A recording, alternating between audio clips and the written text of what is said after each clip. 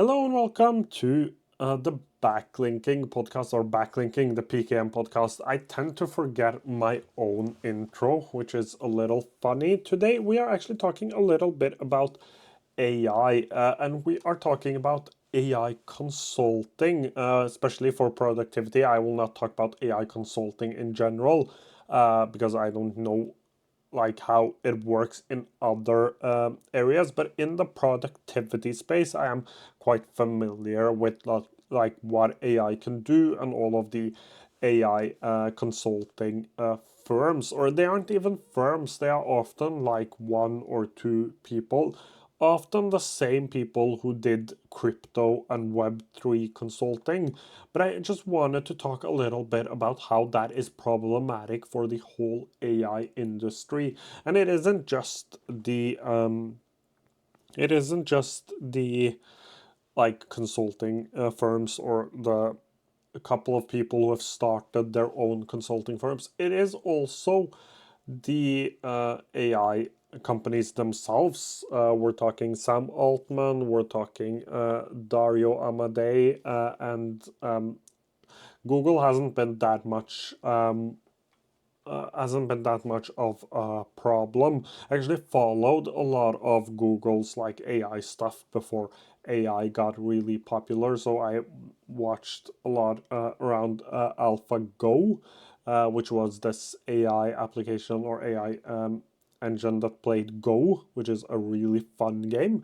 And then we had AlphaFold, which did protein folding.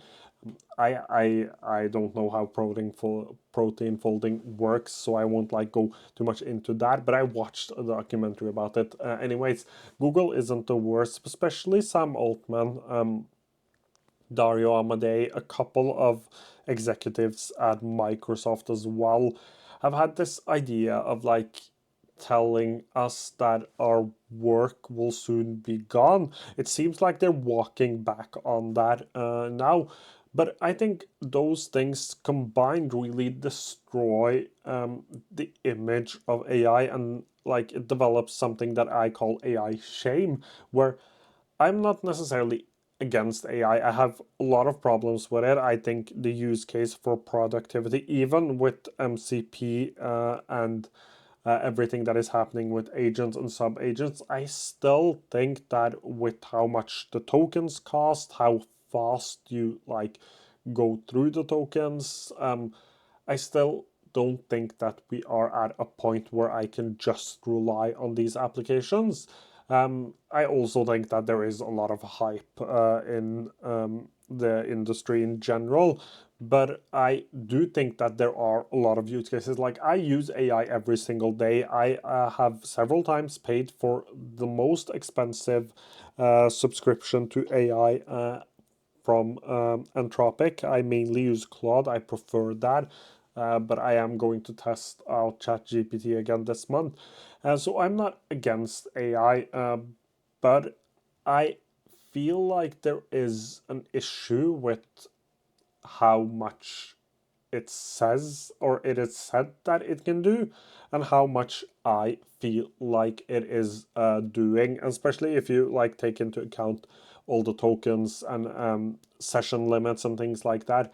Um, it feels like people say that it can do a lot more than it can, and it feels like this has been the thing all along. Like AI saying it started with this whole idea of like AI will go and purchase your flight tickets for you and plan your trip for you, which is great and all, but like considering doing something like that will cost you a lot of money.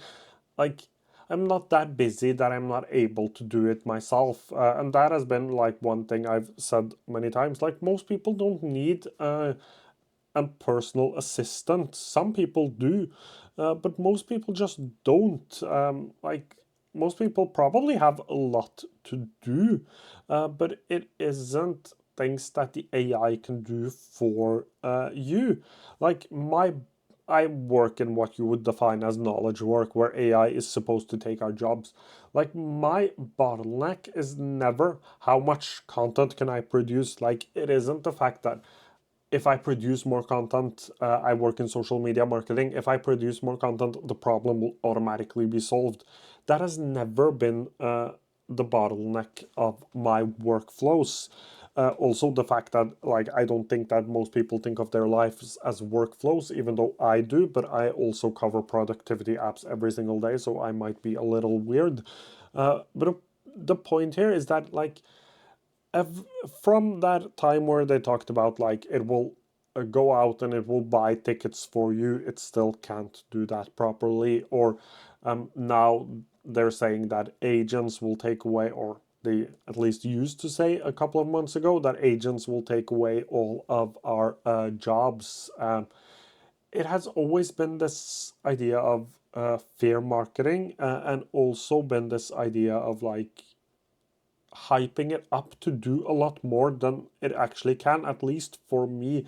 And again, I'm not saying that it is a useless product. I'm just saying that some of the use cases here, some of the use cases that they mention, some of the use cases that like it feels like people should be or are willing to pay for, they aren't there yet, but I'm sold on those use cases.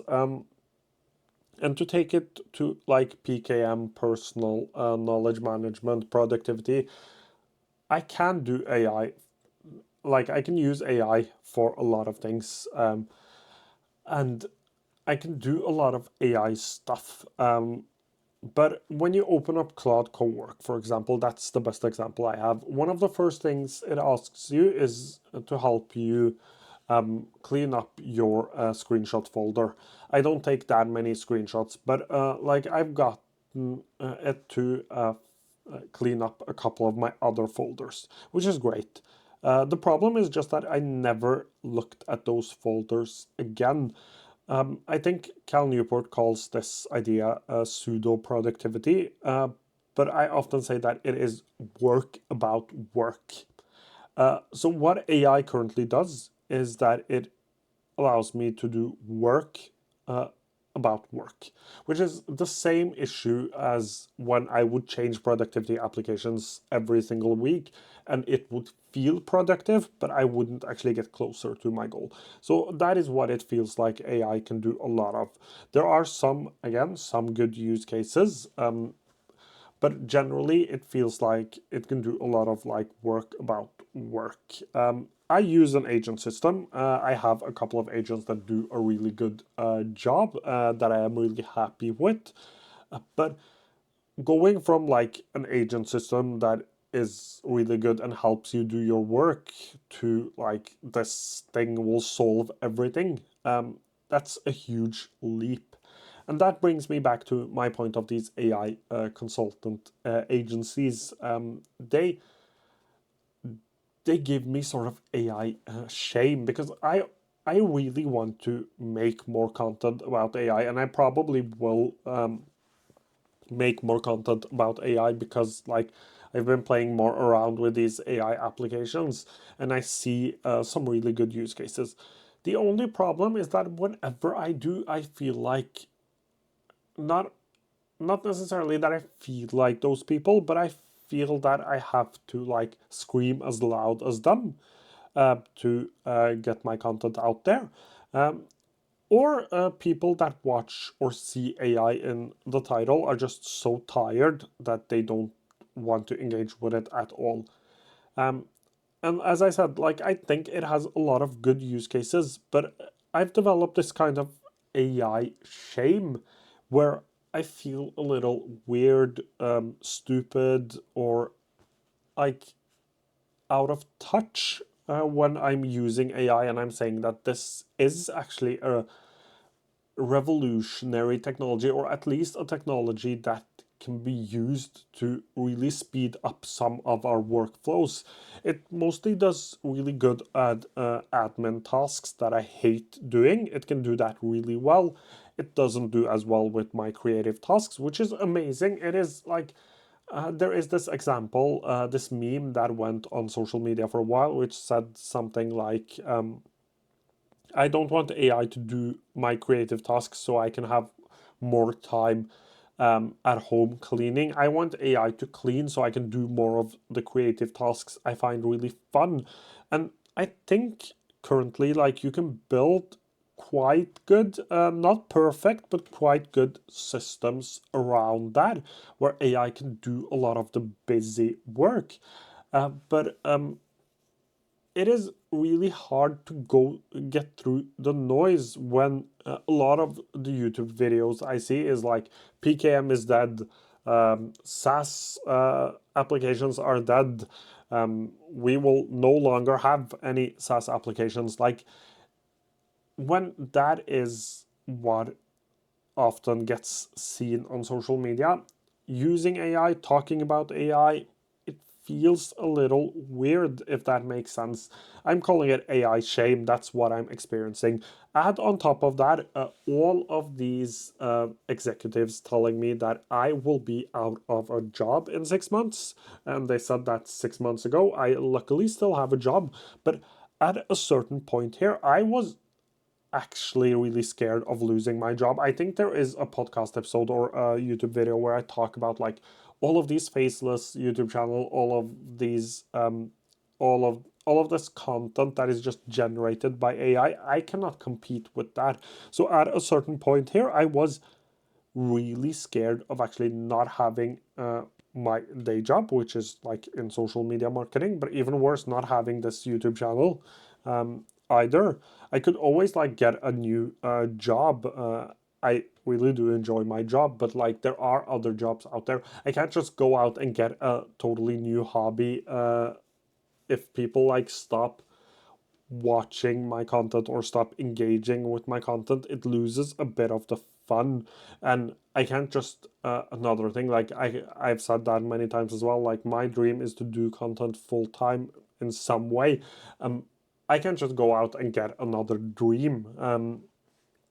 But that's beside the point. The point here is that they keep hyping it up. They keep going to this fear-based marketing, and it ends up with people like myself and many others that I've talked about who really want to use the products, and I would even love to like teach others how to use the product.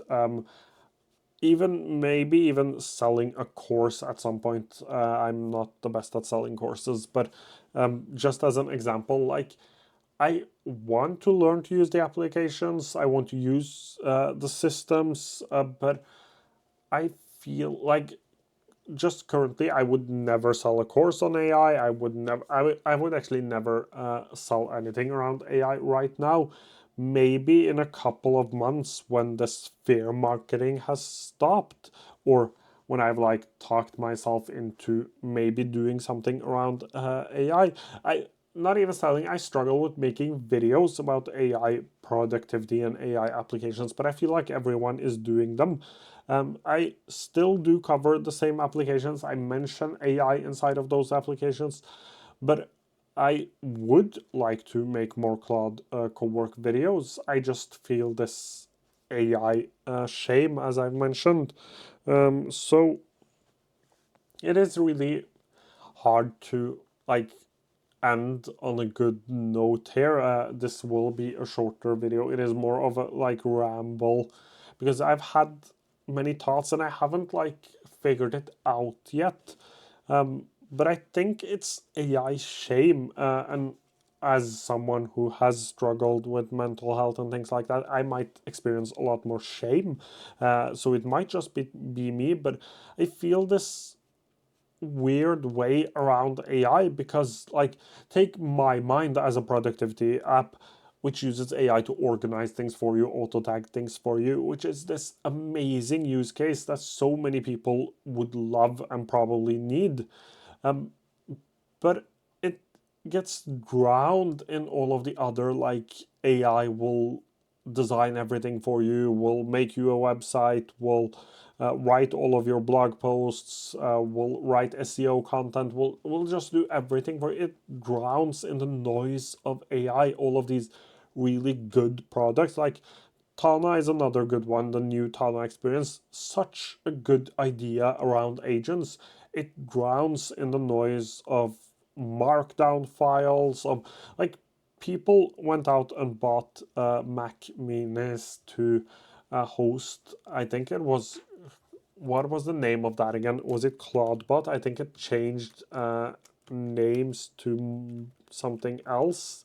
OpenClaw was the name of it. It used to be called CloudBot, but there was something with Claude and Anthropic, and it changed name to OpenClaw. But people would run OpenClaw agents. There is this other one called Hermes, just like the clothing brand, which also does agents, and like people buy computers or host these things online. It is actually called Hermes Agents. Quick, for those of you watching, quick light mode warning. Like you have people buying computers to do this, but most people I know don't go to their terminal. First of all, most people I know don't even use an IDE. Most people I know finds all of this like not just weird, but a little too much. Um, the experience most people have is like ChatGPT chatting. Maybe some people have tried out some agents or whatever Microsoft Copilot calls agents because they aren't really agents. And if your experience with AI is Microsoft Copilot, I am terribly sorry. It is a nightmare of a product. I hate Microsoft.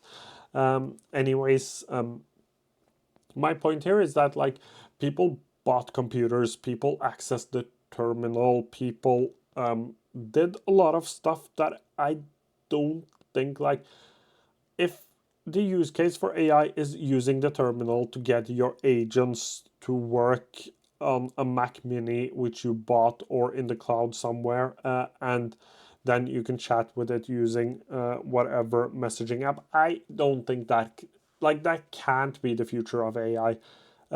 Anything that involves the terminal as like a regular user, as a mainstream user, um, it just doesn't work for most people. I think it needs to be simpler, and that's back to the hype again. I think the hype at some point went overboard. I don't know why. I don't know how. Uh, but I feel this.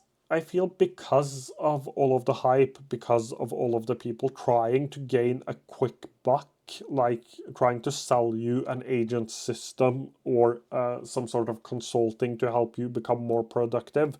Um, I think that has given me a lot of shame, and I I've started to like play around with AI a lot more. I actually took a long time off productivity applications because I was just so tired of AI. Then I started playing around with it. I see some use cases, but I also have decided to like I do most of my personal knowledge management in a box with index cards. So I have decided to do things differently because of AI, because I value my thinking process, and I think like my way of thinking and also my taste, of course, will be a huge uh, differentiation when AI at some point becomes this mainstream tool that we use. I think taste and human touch and the ability to think and critical thinking, I think those things will just continue to become important. Whether AI becomes a huge part of our daily life or not, I think those are valuable things to have and to learn, like learning critical thinking, developing your taste. I think those are really valuable things. Um, but I think like I I've been all over the place, but I think my main point here is that I feel a lot of AI shame, and I'm wondering if anyone does the same, where I use AI for things like I used AI to help me go through a PDF, but then I feel a little ashamed about it afterwards. But I might be the only one. I think that covers it for today's podcast episode. As usual, if you have any questions, please do leave them down below. It was a lot of rambling, but that is what this podcast often ends up being. I have notes. I swear I have notes, but I can never seem to follow my own notes. Anyways, thank you so much for watching or listening to today's podcast episode.